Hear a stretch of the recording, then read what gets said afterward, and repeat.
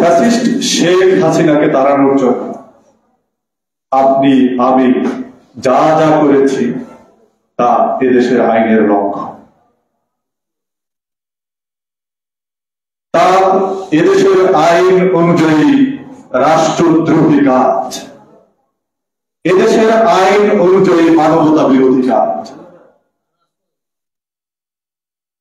আপনারা যারা ছাত্র জনতা, শিশু কিশোর, আবার বৃদ্ধ বনিতা সবাই মাঠে নেমেছেন, সংবিধানকে ছুঁড়ে ফেলে দিয়েছেন, এদেশের আইনকে তুচ্ছ জ্ঞান করেছেন, ফ্যাসিস্টকে তাড়ানোর জন্য, তার কার্যালয়ে ঢোকার জন্য গেট দিয়ে ঢোকেননি, দেয়াল ভেঙে ঢুকেছেন।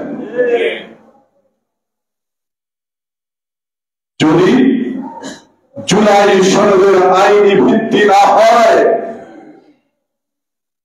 তাহলে আপনি আমি যারা এই দেশকে স্বাধীন করেছি, আমরা মানবতা বিরোধী অপরাধে, রাষ্ট্রদ্রোহিতার অপরাধে, সন্ত্রাসের অপরাধে অপরাধী হবে এবং ফাঁসি দড়িতে ঝুলতে হবে।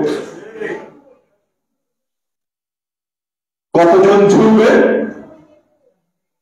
এদেশের সকল গণমানুষ নেমেছিল এই ফ্যাসিস্টদের বিরুদ্ধে। অতএব সকল গণমানুষকে এই শাস্তির মুখোমুখি হতে হবে যদি জুলাই সনদের আইনগত ভিত্তি দেওয়া না যায়। আমাদেরকে আরেকটি বিপ্লবের জন্য প্রস্তুতি গ্রহণ করতে হবে। জুলাই সনদের আইনগত ভিত্তি যতক্ষণ না হবে ততক্ষণ পর্যন্ত আমরা ভাত ছেড়ে ঘরে আসবো না, আমরা ঘুমোতে যাব। খুনিদের বিচার, খুনিকে একটি ডাকাত দলের ডাকাত সর্দার যেমনি অপরাধী, ঠিক তেমনি ভাবে ওই ডাকাত দলের নৌকার যে পাহাড়দার, নৌকার যে মাঝি, সেও সমান অপরাধে অপরাধী। ফ্যাসিস্ট হাসিনার দল আওয়ামী লীগ যেই অপরাধে অপরাধী, সেই অপরাধে জাতীয় পার্টি সহ 14 দল অপরাধী। অতএব এই দেশে আওয়ামী লীগের ভাগ্য যেভাবে নির্ধারিত হয়েছে, ঠিক সেভাবে 14 দলের ভাগ্য নির্ধারণ করতে হবে। মাননীয় প্রধান উপদেষ্টা তিনি যে সংস্কারের কথা বলেছেন, এখন সেই সংস্কারের আওয়াজ সেভাবে নেই কেন? আপনি তো বলেছিলেন ছাত্র জনতাই আপনার নিয়োগকর্তা, তারা আপনাকে নিয়োগ করেছেন, আর ছাত্র জনতার সাথে ছিল এদেশের 16 কোটি জনতা।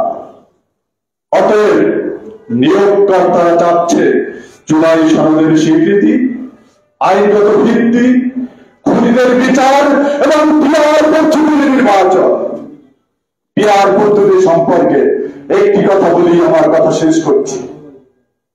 আপনারা যারা আজকে পিয়ার পদ্ধতি বোঝেন না, তারা এক সময় কেয়ারটেকার বা তত্ত্বাবধায়ক সরকার পদ্ধতি বুঝতেন না। 1990 সালে ঢাকা বিশ্ববিদ্যালয়ের জিএস, বাংলাদেশ জামায়াতে ইসলামীর আমির, ভারতীয় উপমহাদেশের প্রখ্যাত রাজনীতিবিদ অধ্যাপক গোলাম আজম বলেছিলেন, এই জাতির মুক্তির জন্য এবং এই দেশকে গঠনের জন্য আমি 2টা ফর্মুলা আবিষ্কার করেছি। এর একটি হচ্ছে কেয়ারটেকার পদ্ধতির নির্বাচন, আরেকটি হচ্ছে সংখ্যানুপাতিক পদ্ধতিতে পিয়ার পদ্ধতির নির্বাচন। তত্ত্বাবধায়ক সরকার পদ্ধতি বোঝাতে 6টি বছর সময় লেগেছে।